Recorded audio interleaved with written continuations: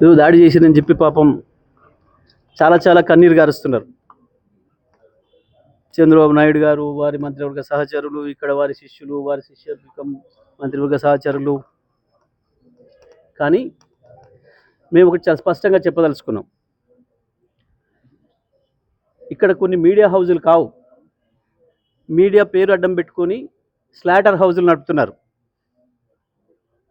Slaughter హౌజులు నడుపుతున్నారు. ఇవి media హౌజులు కావు, స్లాటర్ హౌజులు. కొన్ని 2-3 స్లాటర్ హౌజులు ఉన్నాయి.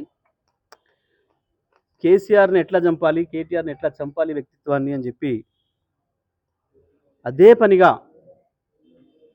దాడులు చేస్తున్నారు. నిజమే, మీ చేతుల్లో ఆయుధాలతో మీరు దాడి చేద్దామని అనుకుంటే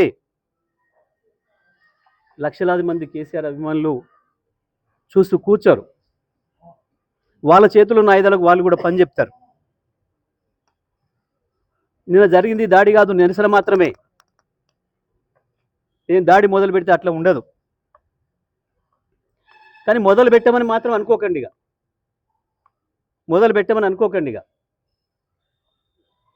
మా సహనానికి కూడా పరీక్ష అయిపోయింది. నోటికొచ్చిన పద్ధతుల్లో మీకు ఇష్టం వచ్చిన బూతులు మాట్లాడుతూ మేము మీడియా అని చెప్పి మేము రాస్తామని మాట్లాడితే ఎవడుకుంటాడరా, ఎందుకుంటాడరా? ఇప్పటికైనా నేను చెప్తున్నా, మహాన్యూస్ యాజమాన్యం వెంటనే కేసీఆర్కు కేటీఆర్కు క్షమాపణలు చెప్పాలి, చెంపలేసుకోవాలి. లేదంటే ఎవడిని వదిలిపెట్టాం. మీడియా ముసుగులో దాచుకుందాం అనుకుంటున్నారేమో, లేదా చంద్రబాబు రేవంత్ రెడ్డి కాపాడతారనుకుంటున్నారేమో. ఎక్కడ ఉన్నా, ఎక్కడ దాచుకున్నా బిన్ లాడెన్ వెతికినట్టు వెతికి పట్టుకొని మీ పని చేస్తాం.